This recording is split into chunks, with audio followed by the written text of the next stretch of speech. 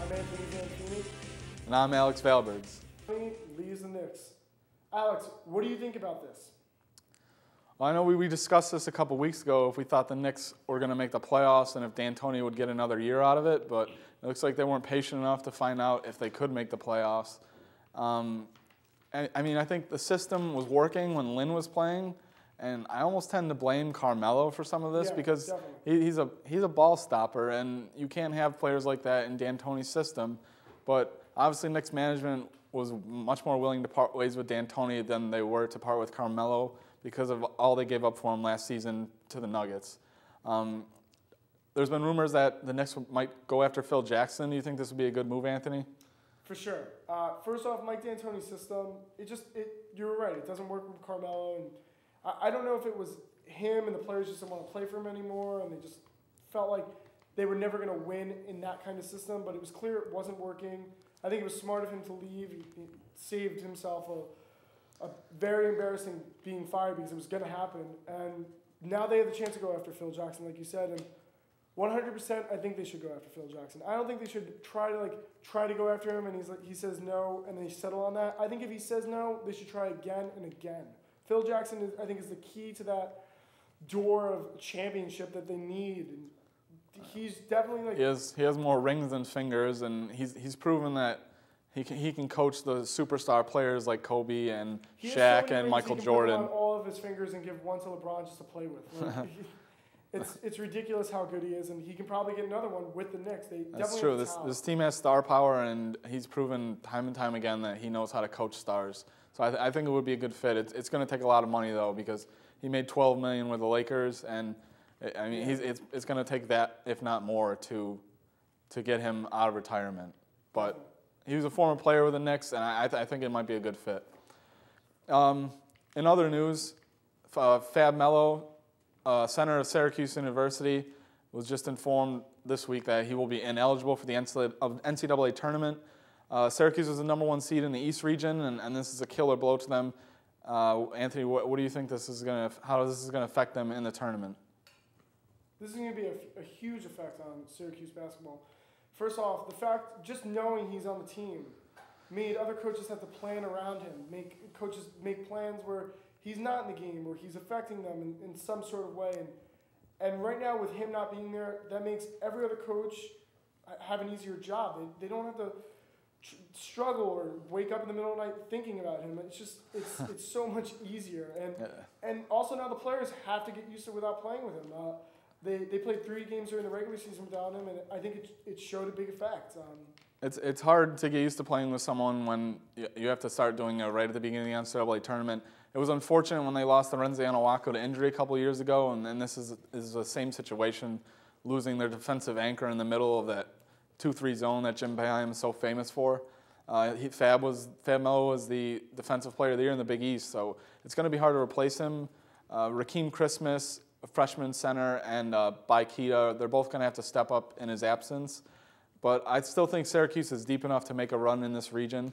I still think they probably are the most talented team in this region, and it's going to be more difficult, but I think they can do it. I still think that they should be the favorite. They can definitely still do it. It's not called March Madness for no reason, and this was definitely just the beginning of March Madness, showing how crazy it is and all that.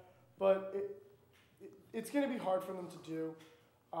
They obviously have Ohio State and Florida State who are getting hot, and it's going to be hard to beat them and make it to the Final Four, and maybe even make it past the Sweet 16. If Butler can make the championship game 2 years in a row, then Syracuse can make the championship game without Fab Melo.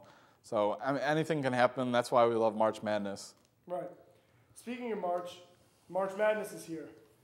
Alex, what does your bracket look like? What are your favorites? What are your upsets? What are they? I think just what we were talking about in the East region, Syracuse is the #1 seed. They were the favorite before Fab was announced that he was ineligible. I still think they should be the favorite, but not by much now. I think Ohio State, Florida State, Vanderbilt, I think they all have a legitimate chance in that region. I think a sleeper in that region is Cincinnati. They made it to the Big East final. They play a 4-guard system with Yancey Gates as their center in the middle. And I think if those shooters get hot, Cincinnati could make a nice run. If they win and Florida State wins, that would make a really interesting second-round game. I actually think Florida State is going to beat Syracuse. And I think Florida State's going to move on to the Final Four. It's definitely possible that they were the first team in I can't even tell how long that beat North Carolina and Duke twice in the same season. That just doesn't happen with other teams in the ACC. In the Midwest region, I think it's North Carolina's to lose. Mm-hmm. I think they have the ACC Player of the Year in Tyler Zeller, John Henson, Harrison Barnes, and Kendall Marshall running the point. I don't think any team in that region compares to North Carolina's talent. Kansas is a very solid number 2 with Thomas Robinson as the Big 12 Player of the Year. But if Carolina doesn't win that region, I think it's a major failure for them. Do you think it's as far as they have to beat themselves? I think if they play their best, there's no way they don't make it to New Orleans in the Final Four. Yeah. In the South region, Kentucky, I also think is by far the most talented team in that region. They have the possible Player of the Year in Anthony Davis. He's also probably going to be he's the Freshman of the Year and the Defensive Player of the Year. The number 2 seed in that region is Duke. I don't think this is the same Duke team we're used to seeing. They have Austin Rivers and the Plumlee brothers, but I just don't think they're as talented as they usually are. And I think that bracket is also Kentucky's to lose. I would be very shocked if they didn't make it to New Orleans. I agree. I think that bracket is for Kentucky to lose, but call it a gut feeling call, whatever. I just have a feeling that Duke is going to beat Kentucky. I think the fact that Kentucky has so many freshmen and just one-and-done players. They're young. They're always young. That's how Calipari recruits. Right. He recruits the guys that just want to get to college and go to the NBA right away. Exactly. But I just have a feeling that this stage is going to be too big for them to play. Just something about it.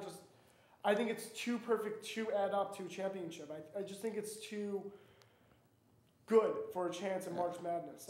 Something usually does happen to the consensus team that everybody thinks is going to win. They're something always does happen, and that's why we watch. Right, but honestly, I don't see them for some reason. Call me nuts. And in the West region, Michigan State is the number 1 seed with Missouri as the number 2. Some other interesting teams in that region, I think, are Louisville and Marquette. I kind of like Marquette. I think they could make a run. They're a very undersized team. They don't have a player taller than 6'7", but they do have Jay Crowder, who's the Big East Player of the Year.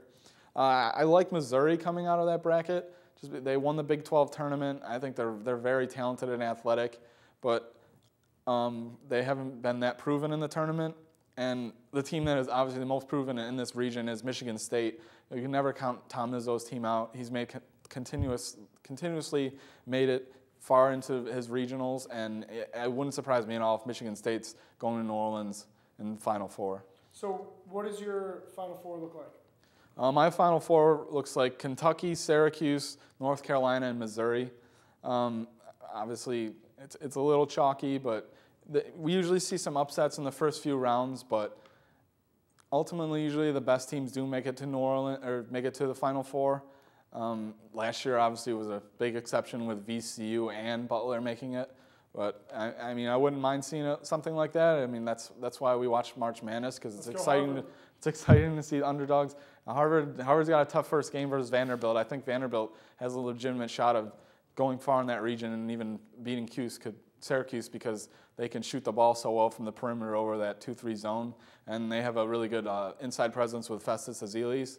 And without Fab, that might be a problem for Syracuse. Mm-hmm. In my Final Four, I have Duke playing the Spartans, and then I have Florida State playing UNC. And I actually think that game, UNC will finally get their win against them. I think it'll go down to Duke and UNC in the finals. That would be interesting. I'm sure the NCAA wouldn't mind at all seeing that. That would create a lot of viewers for the championship game. I think it's interesting that VCU is a 12 seed. That's one of my upset alerts. I also like Belmont over Georgetown. Those are just a few of my upset alerts for the first round. Yeah. It's definitely going to be a crazy month. No one knows what's going to happen. That's why we watch. In other news, in football, Peyton Manning is meeting with the Tennessee Titans this week. He's already met with the Arizona Cardinals, the Denver Broncos, and the Miami Dolphins. He's narrowed it down to these 4 teams, and we're expecting to hear a decision from him within the next week or two. Anthony, who do you think is the best fit for Peyton at this point between those 4 teams? Right now, with these 4 teams, I definitely think best team would be Arizona. I think that fit is just great. But the competition around him, I don't know if he wants to play, but it's very clear right now the NFC is becoming dominant. The NFC West is a little weak, though. The Rams and Seahawks aren't very good. And the Cardinals were a quiet 8-8, and adding Peyton Manning could really improve them and make them a playoff team. That's true. But it's still hard after going into the playoffs. It's still hard. It's playing, knowing that you have to play Green Bay or Chicago or the Lions or Atlanta, the Saints, just so Giants. Yeah, Eagles, I think the NFC definitely established themselves as the superior league this year. Yes. I don't think Miami has any shot of getting him anymore after the trade of Brandon Marshall. I kind of like Peyton fitting in Tennessee. He would be able to play Indianapolis twice a year. He'd be playing in the state where he played college football for 4 years, where everybody loves him. He'd have Chris Johnson and Kenny Britt as his weapons on offense, where you can make an argument that Yeah, that's true. You can make an argument that he hasn't had a running back like Chris Johnson to hand the ball off to his entire career. But do you think other than Edgerrin James? Dominant? I think Chris Johnson's a little overrated. He didn't really have Chris Johnson year. He had 1,400 yards this year. Any other running back would have been considered a great season for that. But because of his 2,000-yard seasons, expectations are so high. Sure, but Denver, I just don't see it. I'd like to say Arizona, but it's hard to say at this point because so many things are going on in free agency. Speaking of free agency, so many teams have made moves.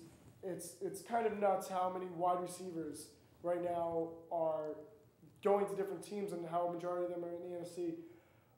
What team do you think made the best move and what team do you think made the worst move? I think the worst move was the Dolphins getting rid of Brandon Marshall. I know he's had off-the-field problems and he's currently under a charge of assault right now. Yeah, he might not play in one of he may not, but he's an elite wide receiver, and now I don't know if it's an attractive place for Peyton because their best wide receiver is possibly Devon Best, which just isn't as attractive as throwing to Brandon Marshall. No. I think the best move, they didn't even acquire anyone really. They just acquired picks, was the Rams getting 3 first-round picks for the number 2 pick in this year's draft because Washington went after it to get they're obviously going to go after Robert Griffin III of Baylor. Obviously, the Rams think that Sam Bradford is their franchise quarterback, and I think it's a good trade to get all those first-round picks for something. They only moved down 4 picks in this year's draft. But it could be a good trade for Washington, too, because if Robert Griffin ends up being the franchise quarterback they think he can be, then he could take that franchise to a whole nother level. Because, and with Pierre Garçon now. Well, Pierre Garçon, he's a solid wide receiver, but if this franchise is going to go anywhere, it's going to have to be because of Robert Griffin. And obviously, you need a great quarterback to win this league with all the quarterbacks like Aaron Rodgers, Drew Brees, Tom Brady, Peyton, if he can stay healthy. It's a quarterback league now. I don't think you can win a Super Bowl these days or even get that far in the playoffs without an elite quarterback. Yeah. Well, Anthony, what do you think the best move was in free agency? The best move, it's hard to say. I think Tampa Bay made great moves. They first off, getting Vincent Jackson. Thank you. Vincent Jackson, Carl Nicks, and Eric Wright. Just all of them. Just Vincent Jackson alone was just. They're 1 year removed from being 10-16. Yeah, they could be vastly improved this season. Yeah, and also in Detroit, I think Detroit. I know they didn't make a move, but they re-signed Calvin Johnson, and I think that was such a big move. I think they said, "This guy's a threat. We're going to build around him even more than we are now," and they said, "This is our long-term team." I think that's just great. I was really. It's probably the best wide receiver in football. Him and Larry Fitzgerald. Arguably, yes. All right. Well, that's everything for tonight. I'm Anthony Zanfini. And I'm Alex Valbergs. And that's the score.